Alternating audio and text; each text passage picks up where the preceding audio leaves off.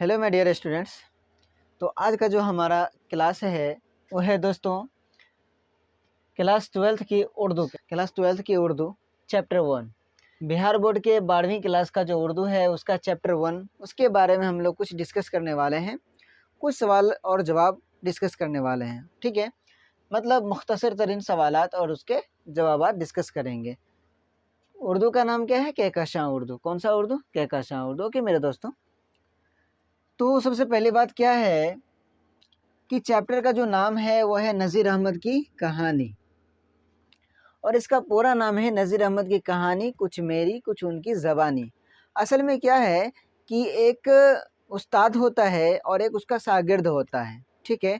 मतलब शागिर्द जो है उस्ताद के पास पढ़ने जाता है, तो पढ़ने के लिए जो जाता है तो वहाँ पे होता क्या है कि ये दो दोस्त होते हैं। एक तो होता है फ़रतुल्लाह बेग, ये होता है मियां दानी। ये दोनों आपस में दोस्त होते हैं। ये दोनों जो है मौलवी साहब के घर जाते हैं पढ़ने के लिए।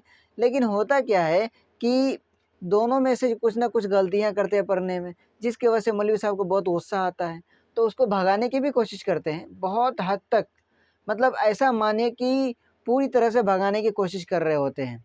लेकिन होते क्या है कि मियां दानी जो है वो तो उठ के खड़े हो जाते हैं, लेकिन फ़रतुल्लाह बेग जो होता है, फ़रतुल्लाह बेग वहीं के वहीं रहते हैं। क्यों? क्योंकि उसको पढ़ना रहता है कि भाई अभी हमें पढ़ना है, क्यों हम जाएंगे बाहर, अभी नहीं जाएंगे। तो इसी हेहड़-पाना को देख करके मौलवी साहब फिर से उसको पढ़ाने लगते हैं, ठीक है। तो उसी यानी कि मौलवी साहब के ऊपर ही उसके शागिर्द यानी कि फ़रतुल्लाह बेग ने ये कहानी लिखी है, मतलब ये खाका लिखा है जिसका नाम है नज़ीर अहमद की कहानी। नज़ीर अहमद की कहानी। तो अभी हम लोग इसी के बारे में कुछ सवालात और उसके जवाब डिस्कस करने वाले हैं, ठीक है मेरे दोस्तों।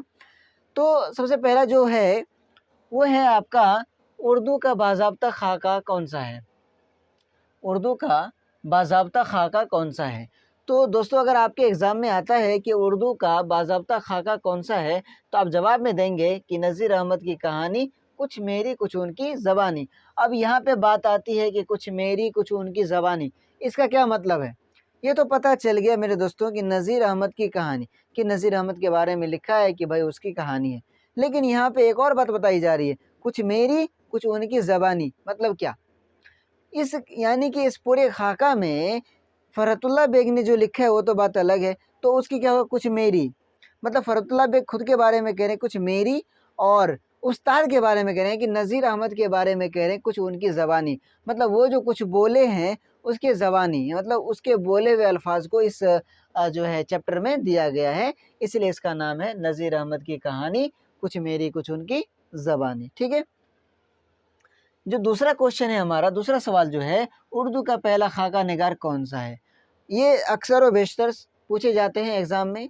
और ऐसा ही नहीं, अगर आप उर्दू का पेपर दे रहे हैं स्टेट का अगर आप उर्दू का पेपर दे रहे हैं मेरे दोस्तों, तो उसमें भी ये आ सकता है। ओके, तो उर्दू का पहला खाका निगार कौन सा है? तो उर्दू का सबसे पहला खाका निगार जो है मेरे दोस्तों, वो है फ़रहतुल्लाह बेग। क्या है? फ़रहतुल्लाह बेग। क्या नाम है मेरे दोस्तों? उर्दू का पहला खाका निगार कौन सा है? फ़रहतुल्लाह बेग। अगर आपसे पूछे कि नज़ीर अहमद की कहानी, कुछ मेरी कुछ उनकी ज़बानी, किसने लिखा है? तो क्या बोलोगे आप? नज़ीर अहमद की कहानी, कुछ मेरी कुछ उनकी ज़बानी जो लिखा है, वो लिखने वाले का नाम है फ़रहतुल्लाह बेग। फ़रहतुल्लाह बेग, ठीक है। इसका नाम जो है बेग जो है, इसका जो है तख़ल्लुस है, ठीक है। बाद में इसके बारे में डिस्कस करेंगे अगले क्लास में, ठीक है। तो उर्दू का पहला खाका निगार कौन सा है? तो फ़रहतुल्लाह बेग। उर्दू का पहला खाका निगार फ़रहतुल्लाह बेग है। ओके मेरे दोस्तों, अब सवाल नंबर 3 की बात किया जाए तो नज़ीर अहमद फ़रहतुल्लाह बेग के कौन थे?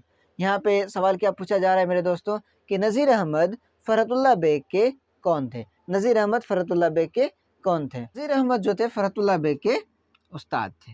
मतलब मैंने अभी ने क्या कहा कि ये जो कहानी है, मतलब ये जो खाका है नज़ीर अहमद की कहानी, इसमें दो दोस्त होते हैं। एक का नाम होता है फ़रहतुल्लाह बेग, एक का नाम होता है फ़रहतुल्लाह, और दूसरा का नाम होता है मियां दानी। क्या नाम होता है?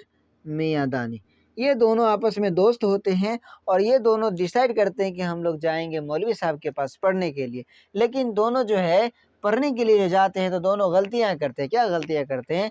या तो एक शेर की गलती, एक शेर में गलती करते हैं, दूसरा क्या करते हैं, उसके एराब की गलतियां करते हैं, ठीक है मेरे दोस्तों। तो इसकी वजह से बहुत मतलब गुस्सा आता है मौलवी साहब को कि हम इतना मेहनत से पढ़ाते हैं फिर भी ये लोग गलती करते हैं। तो गुस्सा से क्या करते हैं, किताब को फेंक देते हैं। गुस्सा से क्या करते हैं, किताब छीन के फेंक देते हैं और बोलते हैं चले निकल जाओ यहाँ से। यहाँ से क्या बोलते हैं, निकल जाने के लिए। लेकिन ऐसा नहीं होता है। मियाँदानी तो बेचारा डर जाता है। मियाँदानी तो बेचारा डर जाता है, वो तो भागने के फिराक में रहता है, वो खड़ा भी हो जाता है। लेकिन जो फ़रहतुल्लाह बेग होते हैं, यानी कि फ़रहतुल्लाह जो होते हैं, वो फ़रहतुल्लाह बेग क्या करते हैं, बैठे रह जाते हैं एकदम ढीठ के जैसे कि नहीं हम नहीं जाएंगे, जब तक पढ़ेंगे नहीं तब तक जाएंगे नहीं। इसी की वजह से मतलब क्या हुआ कि फ़रहतुल्लाह बेग जो है, फ़रहतुल्लाह बेग उस्ताद मतलब किसके शागिर्द थे, तो नज़ीर अहमद के। इसलिए नज़ीर अहमद फ़रहतुल्लाह बेग के कौन थे, तो उस्ताद थे, उस्ताद मोहतरम थे। कौन थे, उस्ताद मोहतरम। अगर आपके एग्ज़ाम में आता है कि नज़ीर अहमद फ़रहतुल्लाह बेग के कौन थे, तो आप लोग टिक कीजिएगा, उस्ताद थे। सवाल नंबर 4 है कि फ़रहतुल्लाह बेग के साथ मदरसे में कौन थे। अभी मैं बहुत बार डिस्कस कर चुका हूँ कि उसके दोस्त जो है, उसका दोस्त था उसके साथ में, कि फ़रहतुल्लाह बेग के साथ मदरसे में कौन थे। तो फ़रहतुल्लाह बेग के साथ मदरसे में जो है मियाँदानी था। कौन था, मियाँदानी। फ़रहतुल्लाह बेग और मियाँदानी दोनों आपस में दोस्त थे और ये दोनों मदरसे में पढ़ने के लिए जाते थे मौलवी साहब के पास। किसके पास जाते थे, मौलवी साहब के पास। नज़ीर अहमद का ताल्लुक़ किस सिनफ से है। अब यहाँ पे बताया जा रहा है कि एक सिनफ है, मतलब कहते हैं एक तरह का कहा मतलब कोई स्टोरी है। अब स्टोरी में जो है नज़ीर अहमद किस स्टोरी में, मतलब किस सिनफ में है। तो नज़ीर अहमद का ताल्लुक़ जो है किस सिनफ से है मेरे दोस्तों, तो है खाका से। किससे है, खाका से। अगर आपके ऑप्शन में रहे नज़ीर अहमद की कहानी, नज़ीर अहमद की कहानी में कुछ मेरी कुछ उनकी ज़बानी और खाका रहे, तो आप दोनों को छोड़ करके खाका में टिक लगाइएगा। किस में टिक लगाइएगा, खाका में। इसलिए नज़ीर अहमद का ताल्लुक़ जो है मेरे दोस्तों खाका से है। किससे है, खाका से है। अब जो है हमारा जो छठा सवाल है वो है फ़रहतुल्लाह बेग और मियाँदानी मौलवी साहब के घर क्यों जाते थे। फ़रहतुल्लाह बेग और मियाँदानी मौलवी साहब के घर क्यों जाते थे, तो पढ़ाई करने के लिए जाते थे, पढ़ने के लिए जाते थे। क्या करने के लिए जाते थे, पढ़ने के लिए जाते थे। ओके मेरे दोस्तों, तो फ़रहतुल्लाह बेग और मियाँदानी मौलवी साहब के घर क्यों जाते थे, पढ़ने के लिए, पढ़ाई करने के लिए। ओके, तो मैं उम्मीद करता हूँ कि आप लोगों को ये क्लास अच्छा लगा होगा। अगर दोस्तों ये क्लास अगर अच्छा लग रहा है और आपको कुछ समझ में भी आया है और आपके लिए अगर फ़ायदेमंद है, अगर आप फेसबुक पेज पे हैं तो फेसबुक पेज को फॉलो कर लीजिए। अगर आप यूट्यूब पे हैं तो यूट्यूब के चैनल को सब्सक्राइब कर लीजिए। ओके मेरे दोस्तों, ताकि अभी जो नेक्स्ट वीडियो आने वाला है, ताकि आप लोगों को तुरंत इसका नोटिफिकेशन मिल जाए। ठीक है, इसके लिए अब आप लोग चैनल को सब्सक्राइब कर लें या फिर पेज को फॉलो कर लें। थैंक यू, धन्यवाद।